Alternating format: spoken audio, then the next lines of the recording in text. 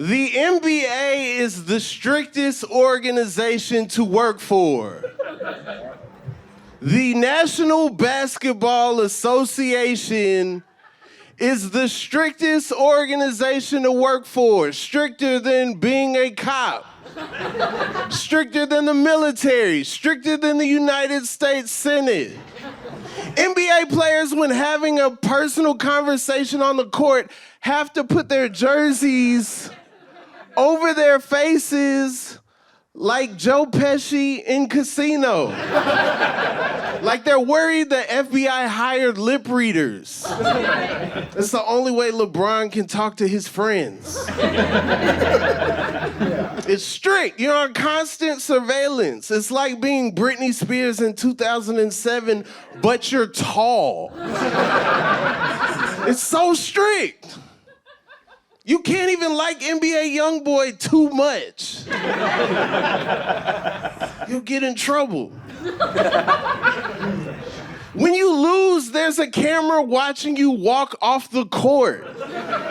No other L, you have a camera in front of you.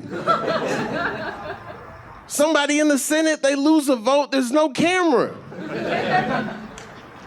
Presidential debate, you went up there and said something wrong, there's no camera. Bam, we just saw him walking in the hallway looking sad. If I take an L tonight, there's gonna be no footage of me walking to my car. NBA players are required to go to press conferences after a loss. Then they gotta put back on that goofy outfit they wore into the game that you saw them wear in the tunnel. They gotta put their fuzzy sweater back on, they goofy pants and they mischief boots back on, and do a mandatory press conference. That's the only place where you gotta do that. If you lose at the Grammys, there's no press conference. There's no, Silk Sonic's a formidable opponent.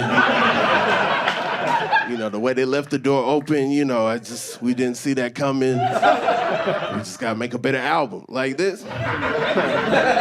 You lose the Oscars, you don't have to do press. Yeah, they were everything, everywhere, all at once. It's just, Jamie Lee Curtis, she's been doing it for a long time. She's got a lot of experience. You don't have to do that. I love Himmy Butler. They asked him what was his favorite moment from the finals. He said, I didn't have cable. I love that. The finals have never been on cable. I don't know if Himmy Butler had a TV. That's what the kids at school that didn't have a TV said. Hey, I don't got cable. Dog, I caught you. It used to be on NBC, now it's on ABC. That's why I mess with him.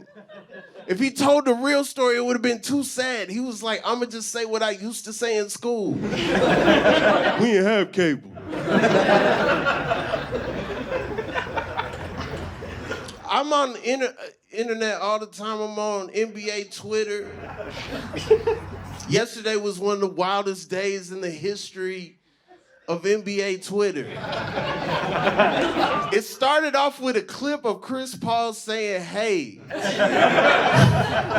These kids are saying mean stuff to my daughter. They're saying, your dad will never win a ring. People wanted to boost up Chris Paul's morale. They started coming up with lists that put Chris Paul on the list. One of the lists was the best mid-range shooters of all time. Whoever put this list together forgot Richard Hamilton. Richard Hamilton's nickname is Rip Hamilton.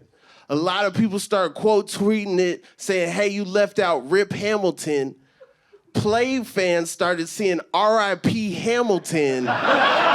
They started going berserk. Like, what, Hamilton's dead? What do you mean? What is going on? That's my favorite play. Now Richard Hamilton's like a top trending topic. Like right under Bill Murray and Khalees. It's Richard Hamilton. All all because of this Chris Paul. Then Chris Paul got waived. The Suns, they saw the clip. They could have waited a day. And it was like, nah, we ain't rocking with Chris Paul right now. Then they had to go back and be like, well, actually, he's still on the team. We just wanted to say that. Like, we getting rid of him soon, but he's not really gone yet. Like, what? What are we gonna do about Zion? What are we gonna do?